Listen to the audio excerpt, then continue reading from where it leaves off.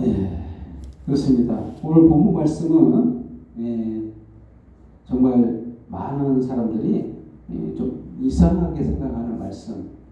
세상 사람들도 오늘 본문 말씀을 보고 굉장히 비난을 하는 말씀이기도 해요. 예? 그 논란의 대상에 있는 말씀이기도 합니다. 이게 이제 말씀을 이해를 못해서 그런 거죠. 예수님의 행동에 대해서 비난을 하는 거죠. 많은 사람들이. 왜 그러냐면 아무 죄가 없는 무화과 나무가 하나 있는데 무화과 나무에게 저주를 했다는 거죠. 세상 사람들이 볼 때는 아무 이유도 없이 저주를 했다는 거예요.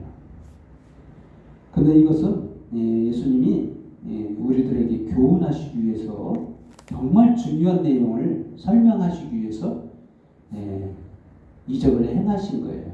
그래서 그 깊은 의미를 이해하지 못하면 예수님을 그냥 비난하는 그런 행동으로 보아서 그냥 비난하는 그런 우를 범하기 쉬운데 굉장히 중요한 얘기를 하고 있어요. 저와 여러분의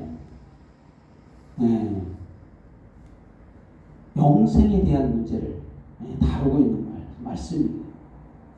인간의 근원부터 찾아서 미루어 볼 때 인간의 근원이 어디서부터 시작됐는가?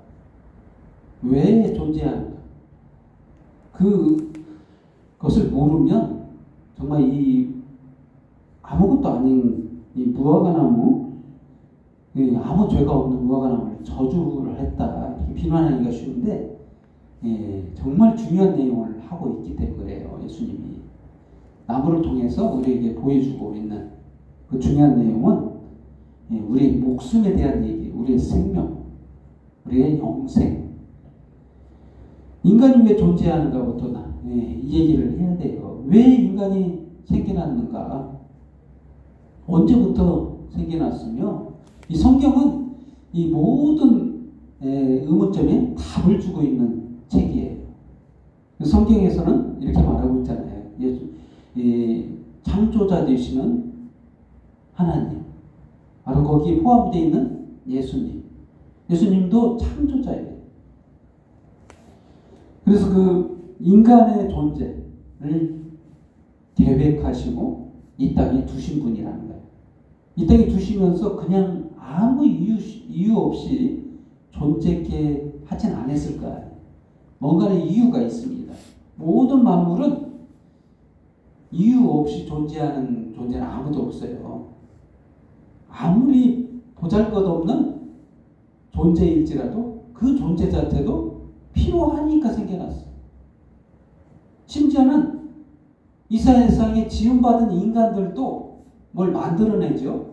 물론 그 없는 것에서 있는 것을 만들지 못하지만 하나님처럼 없는 것에서부터 무에서부터 유를 만들지 못해요. 인간은 있는 거에서만 만들 수 있어요. 인간은 재료가 있어야 돼요. 인간은. 근데 하나님은 재료가 없음에도 불구하고 뭘 만들어내시는 분인데, 근데 이제 인간이 하나님을 닮았어요. 닮아서 뭔가를 만들어요. 근데 있어야 돼요. 재료가 있어야 되는데 재료를 있어서 만들 때 아무 이유 없이 만들지는 않습니다. 필요하니까 만들어요. 여러분이 가지고 있는 지금 글을 쓰고 있는 볼펜도 마찬가지잖아요. 인간이 아무 이유 없이 볼펜을 만들까요? 이 볼펜을 만들어서 야구하려고 만들었어요? 아니잖아요. 글을 쓰려고 만들었잖아요. 그런 것처럼 이 아무것도 아닌 존재, 세상에 수없이 많은 개수 중에 하나 있는 이 보잘것없는, 잃어버려도 아쉽지 않는 그런 존재도 이유가 있어요. 이유가. 존재의 목적이 있다. 근데 인간 얼마나 귀합니까? 귀한 인간이 아무 이유 없이 있어야 존재할까요? 인간의 존재는 너무나도 귀하기 때문에 이 귀함에 대해서 중요한 거기 때문에 예수님은 오늘 그 무화과 나무를 통해서 인간의 귀중성과 인간의 소중함을 무화과나무를 통해서 빗대어 우리에게 말하고 있는 거예요. 이 무화과나무는 도대체 무엇인가? 이 무화과나무를 미워해서 저주한 게 아니에요. 예수님은 이 세상에 무화과나무는 사실 이스라엘에 대한 얘기예요. 이스라엘을 무화과나무라고 이렇게 지칭한 겁니다. 이게 비유적으로 설명하자면 그렇죠. 이스라엘이 이제 열매를 맺지 못한다 라는 거예요. 이 무화과나무가 지금 제철이 아닙니다. 사실은 무화과나무가 생길 때가 아니에요. 열매가 생길 때가 아니에요. 그럼에도 불구하고 예수님은 때가 아닌 무화과나무를 통해서 열매가 없다고, 그걸 통해서 이스라엘이 열매가 없음을 우화적으로 설명하고 있어요. 한번 생각해 보세요. 농부가 예를 들어서 사과나무를 왜 심습니까? 최종적으로 이파리를 보려고 그래. 이파리의 아름다움을 보려고, 꽃의 아름다움을 보려고 합니까? 물론 그럴 수도 있어요. 그러면 최종적인 목적은 사과나무는 사과 열매에 있는 겁니다. 열매를 따기 위해서. 근데 열매를 따지 못하면 그 나무는 존재의 이유가 없는 거예요. 정말 쓸데없이 존재하는 거예요. 근데 그 무화과나무가 그렇다는 거예요. 여기서 이스라엘 지금 민족이 그렇다는 거예요. 정말 열매가 없다. 이 열매는 하나님이 바라시는 열매는 뭐냐? 인간이 그 인간답게 사는 것을 원하는 거예요. 원래 창조의 목적대로 하나님이 인간을 창조한 목적, 그 목적대로 살아갈 때 그게 열매예요. 근데 인간은 처음 창조할 때 얼마나 아름답게 창조했어요. 아무 죄가 없는 인간으로 창조하셨고 아무 잘못도 없기 때문에 영원히 존재할 존재로 하나님과 함께 영생을 누릴 존재로 살아가고 있었어요. 그런데 그것을 잃어버린 게 누구 때문인가? 인간 때문이겠죠. 아담이 최초로 범죄하자 인간에게 모든 범죄가 임하면서 인간에게 저주가 임한 거예요. 이 저주는 그때 임한 거예요. 예수님이 지금 무화과나무를 저주했다고 해서 저주가 임한 게 아니라 인간에게 저주가 임한 것은 인간 책임이에요. 인간이 선택했어. 하나님을 떠남으로써 인간에게 죄가 들어왔잖아요. 그럼으로써 인간이 저주 아래 놓인 겁니다. 이 무화과나무가 저주 아래 놓인 거와 똑같은 거예요. 그래서 그 무화과나무의 저주하는 그 장면은 바로 인간이 이와 같이 저주 아래 놓여 있다라는 것을 말하고 있는 거예요. 열매가 없다는 거예요. 인간의 노력으로는 절대 열매가 없다. 그래서 첫 번째로 열매를 맺지 못한다. 첫 번째로 열매를 맺지 못한다. 왜 열매를 맺지 못할까요? 그 안에는 영생의 열매를 맺을 만한 에너지가 없어요. 쉽게 말해서. 인간에게는 다시 말하면 인간은 생명의 근원자가 아니에요. 처음부터 생명을 가지고 있어서 생겨난 존재가 아니라는 거예요. 인간은 부여받았어요. 누구로부터? 하나님께로부터. 하나님으로부터 생명을 받은 자예요. 근데 그 인간이 하나님의 곁을 떠나버렸을 때 그 인간은 이미 존재의 근거를 잃어버렸어요. 생명을 잃어버렸다는 거예요. 그럼으로써 오늘 그 표현한 것처럼 무화과나무가 열매를 맺지 못하는 것과 똑같은 상태가 됐다는 것을 예수님은 이 무화과나무를 저주함으로써 그런 똑같은 상태로 말씀하고 있는 거예요. 인간의 상태가 이와 같다는 거예요. 열매 맺지 못한다. 인간의 노력으로는 절대 도달할 수 없는 것이 뭐냐면 영생이에요. 스스로 생명을 얻지 못한다는 거예요. 그럼 누구로부터 가능하냐? 바로 예수님만 가능해요. 그래서 이상한 장면이 있죠. 오늘 본문 말씀이 샌드위치 구조로 되어 있죠. 무화과나무를 예수님께서 저주하시고 그러고 나서 돌아올 때는 그 무화과나무가 말라버린 모습을 보는 그 사이에 무슨 일이 있었는가 보면 샌드위치 구조로 성전 정화 사건이 있습니다. 성전 정화라는 것은 예수님께서 성전에 들르셔서 15절과 20절까지 오늘 본문 말씀 마가복음 11장 15절에서 19절까지의 말씀을 얘기하는 거죠. 성전 정화를 하셨어요. 두 번째로 그래서 성전 청결. 예수님이 왜 이렇게 성전 청결을 이렇게 하셨을까? 한번 생각해 보세요. 예수님이 그 전에도 30년 동안 예수님이 이 땅에 계셨었어요. 근데 그때는 청결 안 했어요.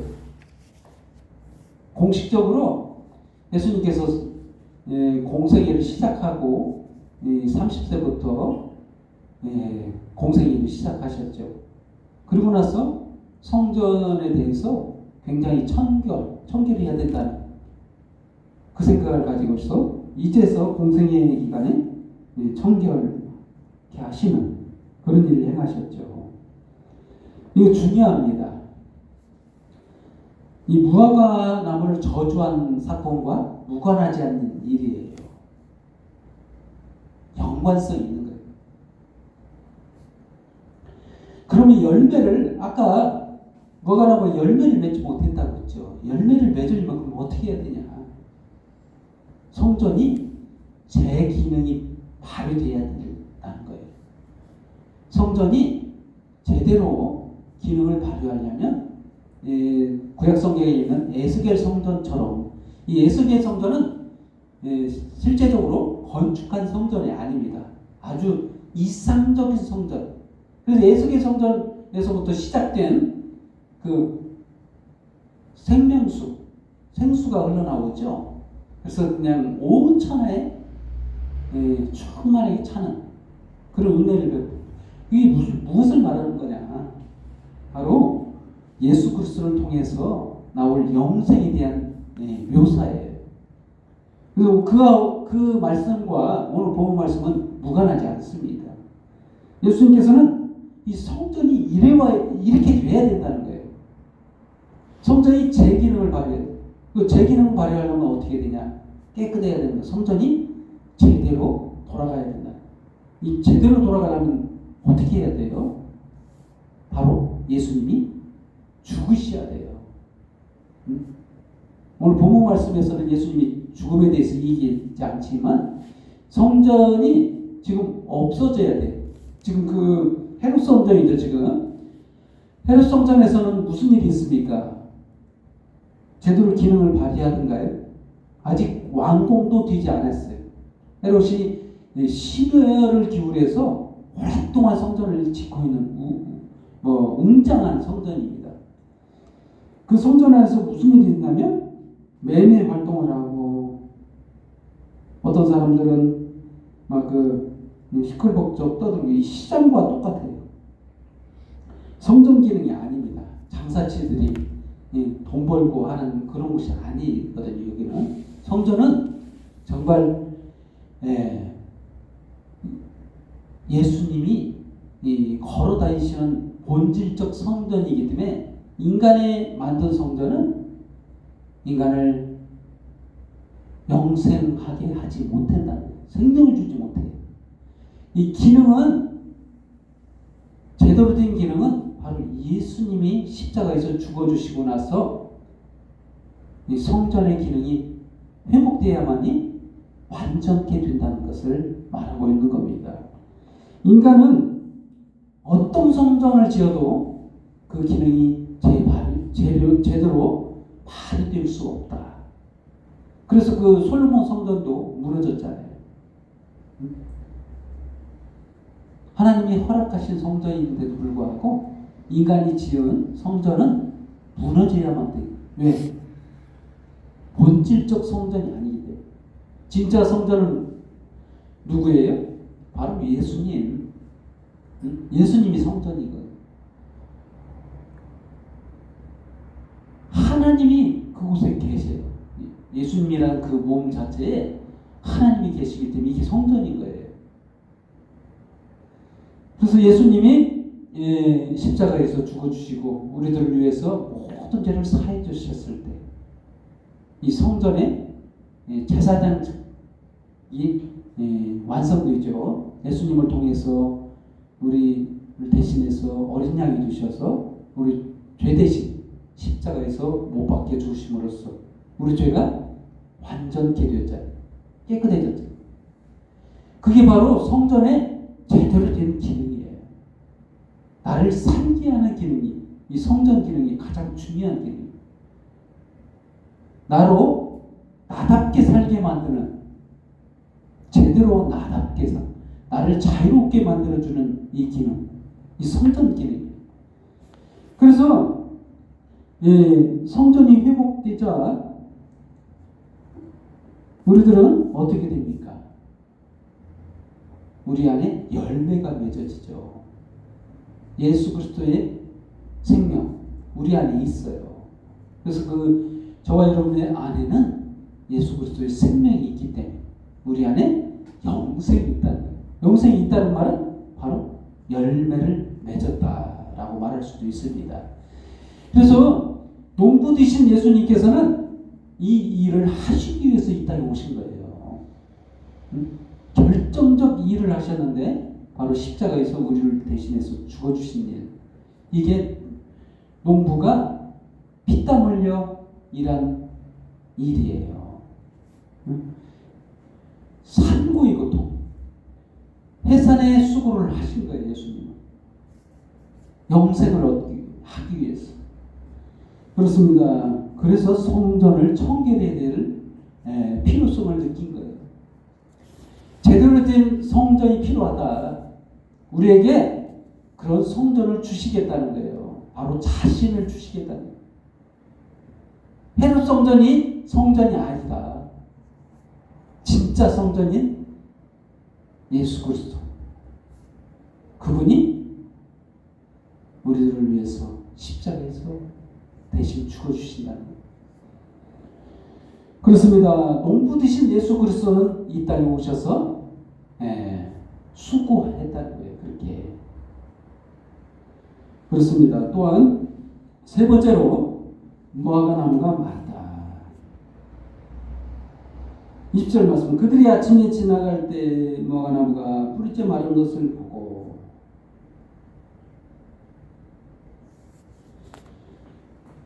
그래서 베드로가 생각나서 옆자한테 랍비여 보소서 저주하신 무화과 나무가 말랐나이다.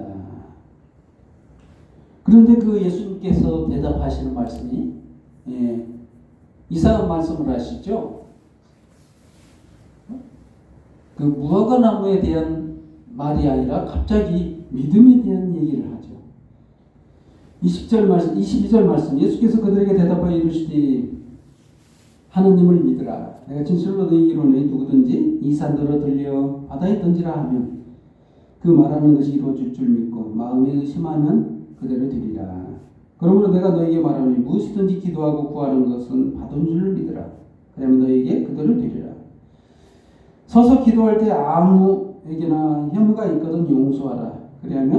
그리하여야 하늘에 계신 너희 아버지께서 너희 허물을 사하여 주시리라. 기도와 믿음에 대한 내용 나와 있죠. 이 무화과 나무에 대한 이 얘기와 이 말씀은 좀 무관하게 느껴지는 그런 뉘앙스가 있죠. 무관한 말씀은 하나도 없습니다, 사실은. 그리고 이 본문 말씀만 인용해가지고 오해들을 많이 하시는 얘기가 있죠. 기도할 때 내가 생각한 대로 다 이루어주실 것이다 라는 인용으로 많이 쓰잖아요. 사실 그런 내용이라고 볼 수는 없죠. 오늘 본문 말씀은 사실 예수님이 무화과나무가 말랐다라고 하면서 하신 말씀인데 이 무화과나무와 연관성이 전혀 없는 말씀은 아니라는 것을 볼 수 있죠. 그렇습니다. 그것처럼 이제 예수 안에 있고 예수의 생명이 있는 자들이 이제 자유롭고 정말 열매를 맺고 하는 그 모습을 그대로 보여주는 장면이라고 볼 수 있습니다. 이거는 예수 안에 있는 자들이 누릴 복에 대한 얘기예요. 열매를 맺고 할 때에 예수 안에 있는 자들의 그 믿음 있는 그 기도, 그 믿음의 기도가 이루어지고 아름답게 꽃피우는 장면, 열매 맺고 그래서 그런데 끝부분에 보면 용서하라.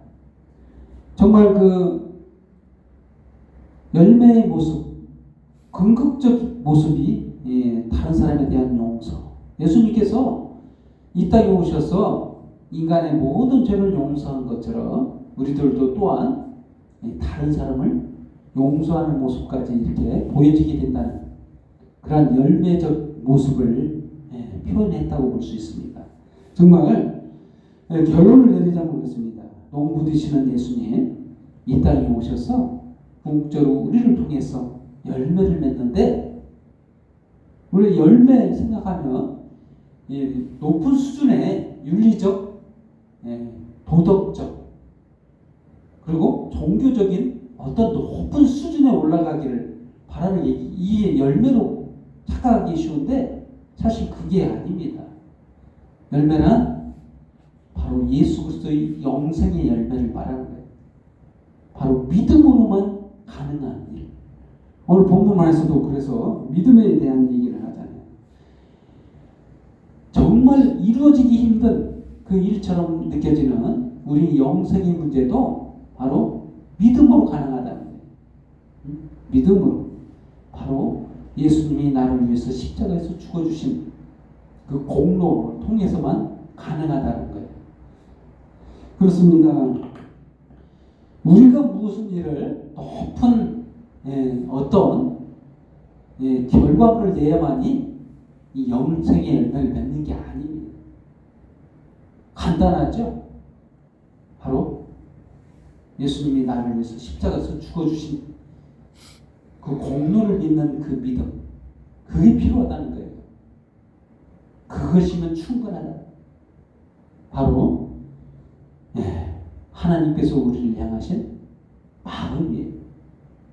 우리들이 뭔가 대단한 일을 하기를 원하시는 게 아니고 바로 예수님이 하신 그 일을 믿는 그 믿음 안에 있으라.